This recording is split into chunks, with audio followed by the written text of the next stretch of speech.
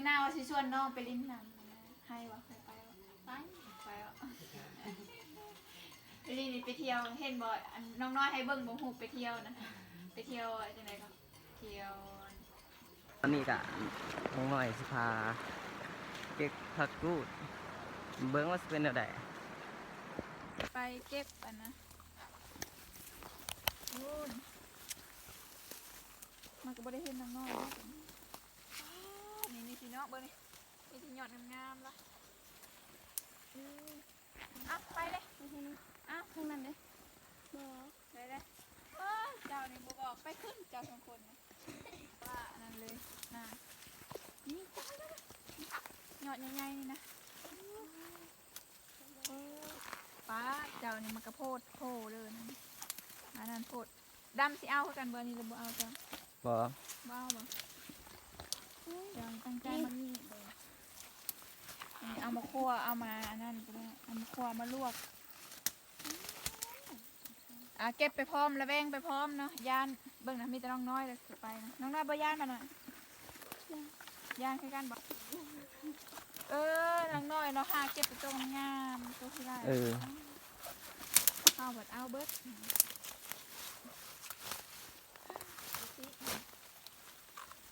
นี่ตอนนี้น้องหน่อยก็กำลังเก็บผักกูดอย่าระแวงไว้ได้ลายแท้ดีมานแท้คอยกูเดียวแหละงานแม่บ่น้อย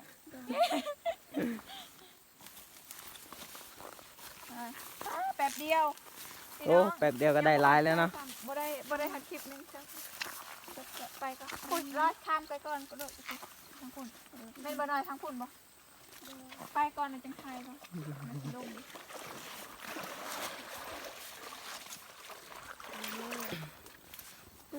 มีสัญญาณงามๆดิน้องน้อยจัดการไปเลยเอ้ยบุทันขาดบุทันไปจัดการเลยเนาะนี่ลอยกับเบิ้งในกล้องได้เห็นเลยปักแม่อะไรนะเป๊ะอันตา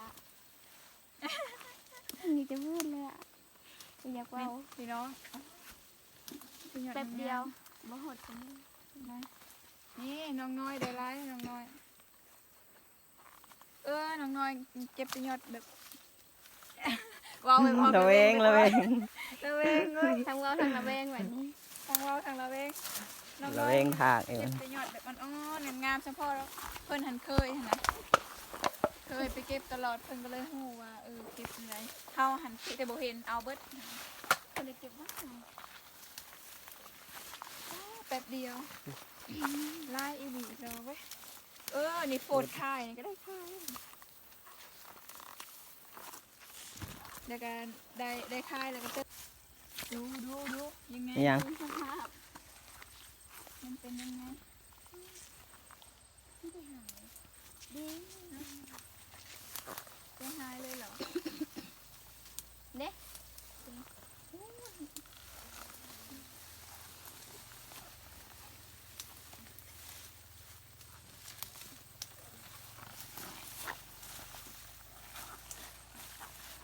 โอ้หน่อยได้ผักกูดลายแท้ได้แล้วนะ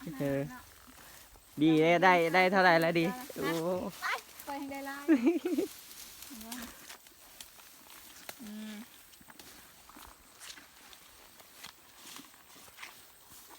พร้อมแล้วแบ่งไปพร้อมต้องได้อีกน้อยพอบ่ไปทางใดอีกวะนี่ที่บ้านคือจะหนักอันยังเกาะคนกินนะอุดมสมบูรณ์ปักที่บ้านหาบ่เคยมีมันมีเลยมีน้อยมันมีเลยหายากนี่มีโบราณบ่ไล่บ่นี่ไล่แล้วได้นี่เนี่ยยังบ่ไปใช่จำเลยทันลายไว้ที่เราเคยจำที่ทันได้ทันไล่ของน้องน้อยนี่จะทำได้เราเอาเป็นเป้าไว้ทันลายโอ้เอาไปคายเด้อเอายังได้นี่ตลอดย่านะระแวงตลอดเลยความจริงแล้วมันบ่แม่นสนใจกับก็สนใจบ้างก็ได้นะคะอันนี้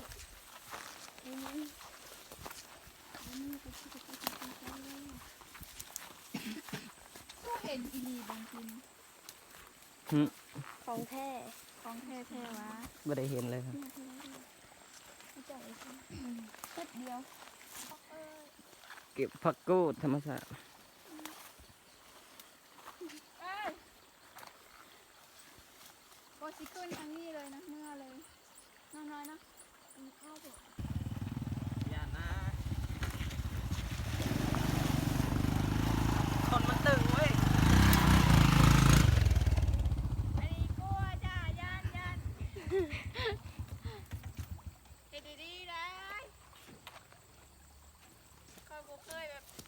อุ๊ยลุยรถเคยจะแบบนี้จักเถอะน่ากลัวมากเลย ปิ้ง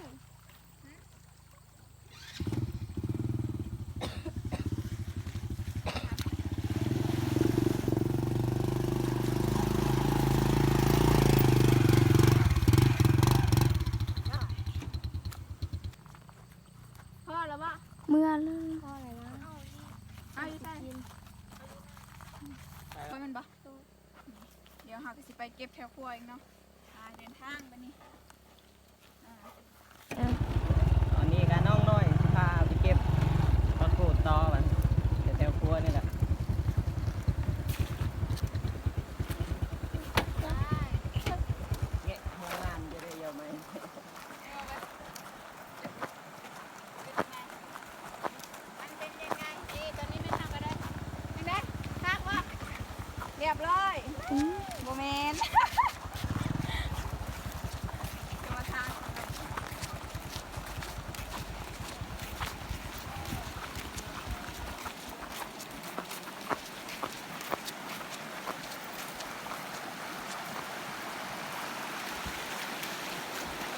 ต้องหาคนไปกลางๆเลย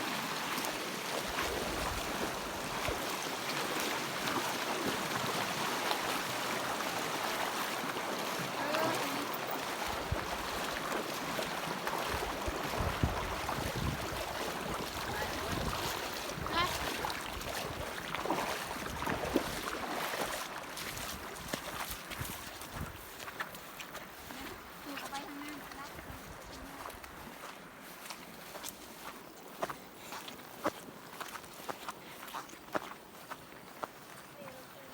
กินได้ปะนั่งยังไงนั่งยัง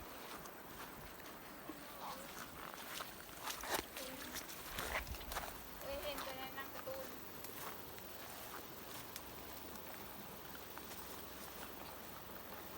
เอ้ยคือบ่เคยกิน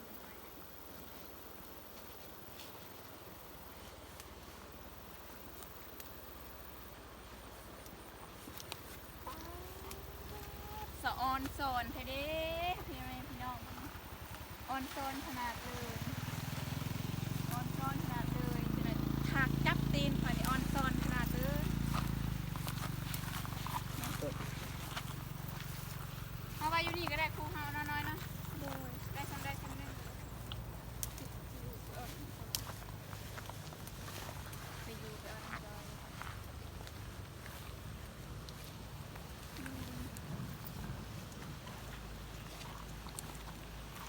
มวนแบบนี้พี่น้องได้ไปกับน้องน้อยแบบนี้มื้อหน้าน้องดีถ้าไปหาน้องน้อยแม่สิพาให้น้องน้อยพาไปหามันมวนขนาดเลยอยู่พี่บ่มีถักบ่เลยน้อยมีคือกันเด้อเนาะมีเหมือนกันนะ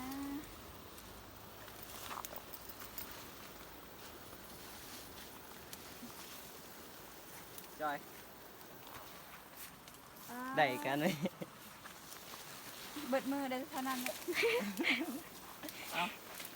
เด้อนี่เด้อของดำเด้อ เอาหน่อยเดียวพอแล้ว มือเดียวก็พอ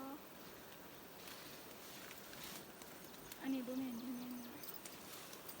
อันนี้เป็นแบบงามๆสะออนแปลงดี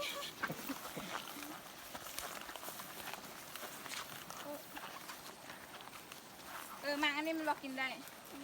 บ่แม่นมันสิเบื่อบ่เนาะ พี่น้องไผหัวมากอันนี้มากอีหยังกินกินได้บ่ มันคือมัน อันนี้ในการ์ตูนเห็นอันนี้ กินมั้ย กินได้ แซ่บ บ่ ปะ เนาะกิน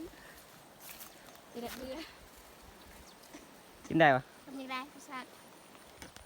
ชมชมบ้านๆชมชม เฮ้ยสิลองกินมั้ย ชมอมเปรี้ยวกูมีคนขับรถเด้อสูทุกคนเด้อ เอาลองจอย หนูทดลอง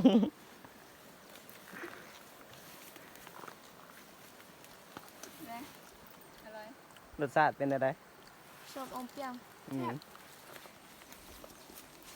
นี่เว้ยดีเอาไหมผมกินนะ นี่พี่น้องมากอันนี้นะร้อยถ่ายเบิ่งซูมเบิ่งนี่นี่มากนี่นะ ต่อ เคย กัน กิ นะ นบ่ เอา แต่ เด็ ว่าน้ำเห็นบ่ ข้าจางตะกองได้เป็นตะกองให้เด้ เปลี่ยนให้ก่อนจ้ามื้อนี้เถิดลงเรือลำเดียวกัน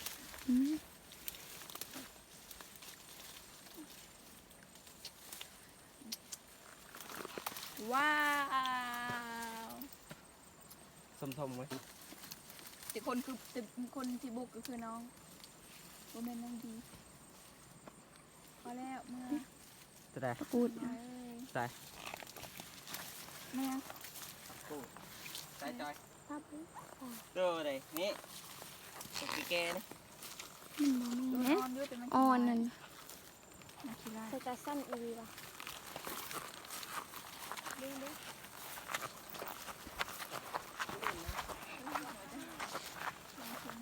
เจ้าของซองเปิดเอามาถ่ายซิไปลงทุนซ้ำ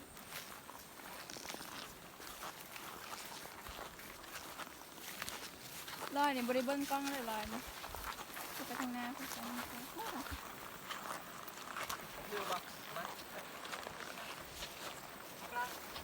เจ้ามักมุ่งแบบได้จากกระทายลูก มาหน่อย เข้าท่าแล้วเจ้า คือให้ เอ้ยลูกผู้ชาย ดี สร้างเพื่อนๆอะไรเนี่ยไปน้ เห็นไหมแทกบ่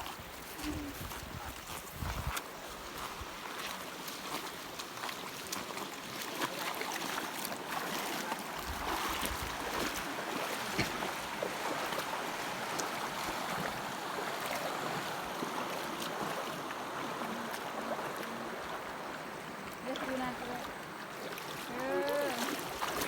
ำยันปริงไปทานทุนคำ มา ล้างมือเนาะ จะได้สิล่างวะดิ นะ ล่าง นอนเนาะบ่ล้างกันนะอ่ะเจ้า ในบล็อกแค่นี้ก็มีปีกไง มีดอกจะไปดีก่อนนี่ใครพูด ใช่ดิเจก็ดีกว่าไหมสั่งเนี่ย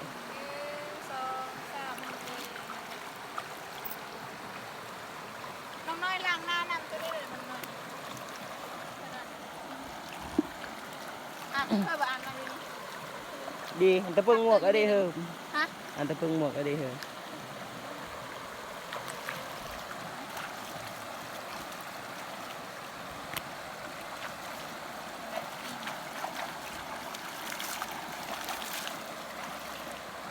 พี่น้องสำหรับคลิปนี้นะก็ไม่ยากไรที่แหละเราได้ไปหาพักแป๊บเดียว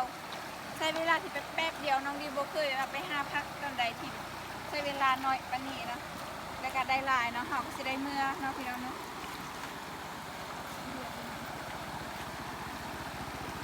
ได้เมื่อ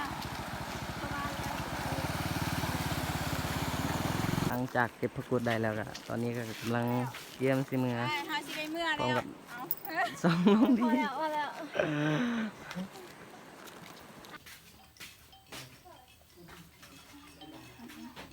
จักมองเด้อโอ้ย เดียวนะ สิคำแล้วคิดหอดน้องน้อยแล้ว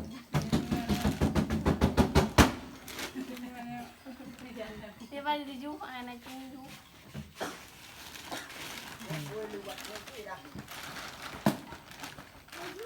ระยะละตัวนั่นเนาะ ผสมใส่ เจ้าตัวขึ้นเอาเงิน หมดจริงเด้ออันละจู กินบ่เจ้าเอาบ่แบ่งกัน ตายอ่ะ เอ้ย ให้เต้นเนาะอ่ะโจมลง มา มัดเท่าไหร่ มัน5,000 ฉัน5,000เดือนนี้จะเขาบ่ขายใช่ไหม อันนี้ ฮะ มีเลยไป มีหมูไป แต่ก่อนเลยเอาไป อืมน้องเห็นชมดีมันยักษ์ใจอันนี้แม่นบ่นี่อยากดู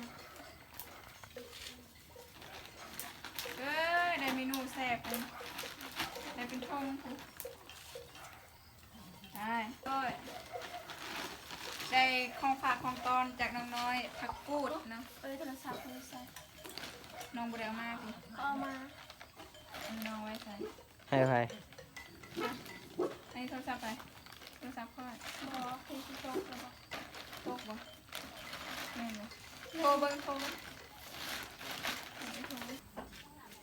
แม่เพิ่นก็ต้อนรับน้องดีอย่างดีคือกันเนาะแต่ว่าตอนเช้าหันบ่ได้เห็นที่ในตอนเร่งๆหลังจากที่กลับมาไปหากินส้มตำเลย